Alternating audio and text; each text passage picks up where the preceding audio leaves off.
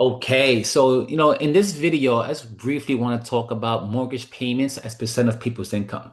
Now, what are we talking about here is that when you purchase a home, there's a stat called mortgage payment as a percent of your income.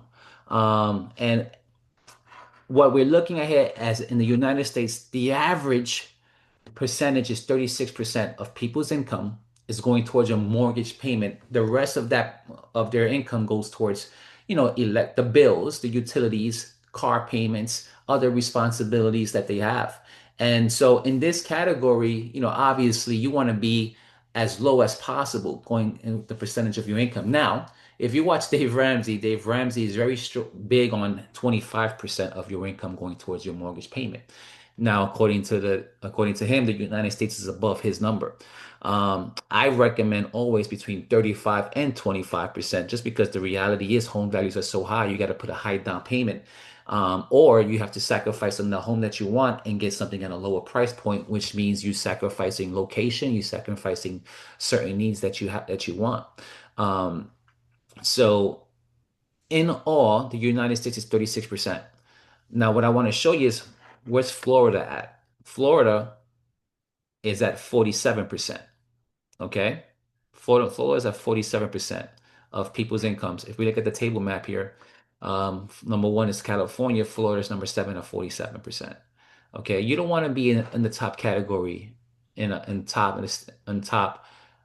in the state in this category. You just don't, because that means again, the situation is for you, the most of your income is going towards your mortgage payment. When you're already above the average, if all it takes is emergency, a situation medically that can come and interrupt your whole life, okay? And if you don't have money set aside to handle those situations, car situations, emergency situations, you could be in a tough situation financially, and potentially that's why people lose their homes. They have to sell their homes because they can't afford it no more, because they put themselves in a situation where the majority of their income is going towards the mortgage payment.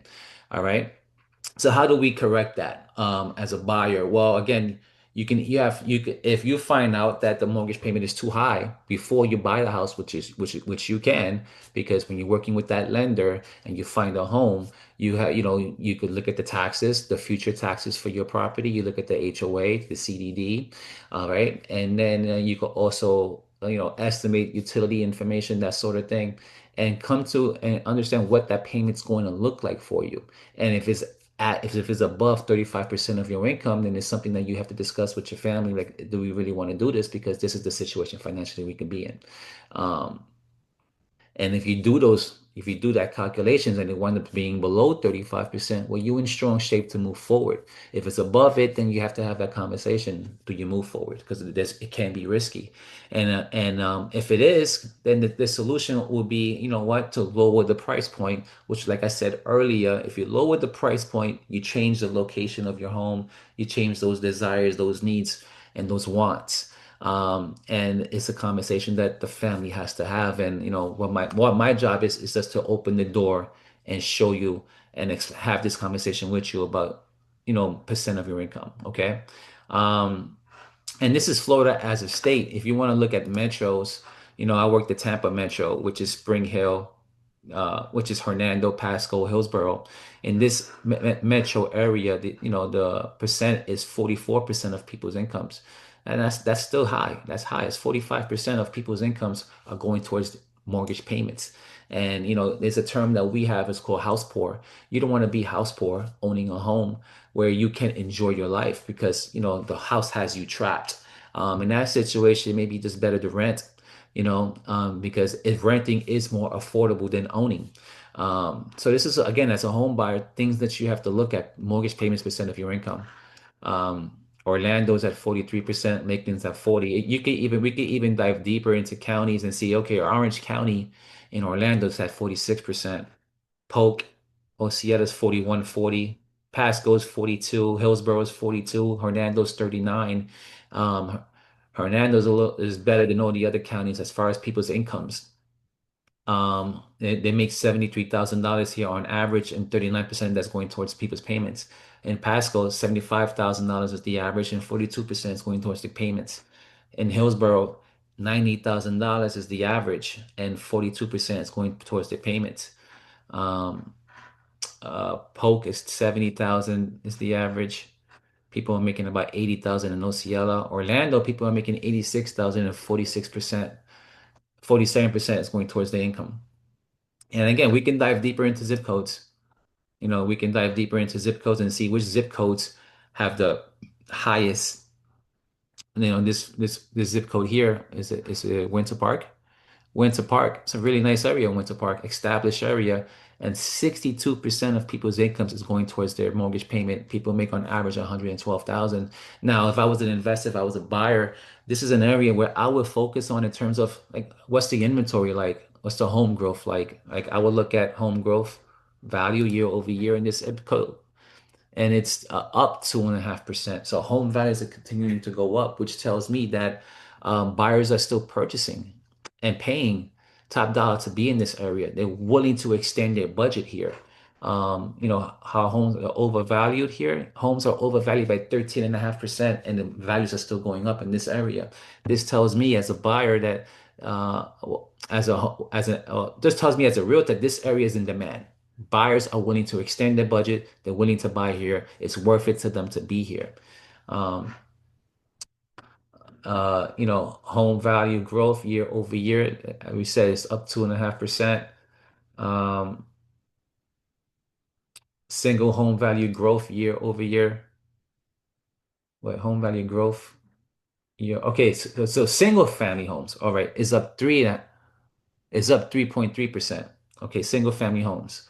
Because there may be some townhomes there. So when you mix it together, they call it home value. So single family homes gets a little bit more specific. So that's up 3.3%. Now, if you look at the rest of the map, most of the county is blue. Only Winter Park is in the red here. So everything is down negatively. Everything is down.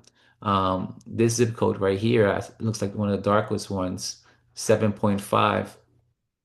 32808. Home values down 7.5% in Pine Hills. And if we wanted to look at Pine Hills and we could look at maybe the inventory, how's the inventory in this area? Sale inventory growth. Last year at this time, home values, there was 177 homes for sale. This year, 2026, was 148 homes for sale. Less homes for sale, down 16%. And home values are down here too, right? So again, you got less homes for sale and home values are down 7.5%. So people are definitely don't want to be in this area.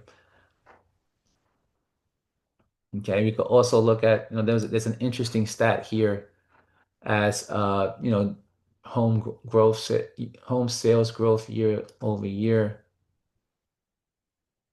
Yeah, so the sales growth is down 17%. Less homes are selling in the area.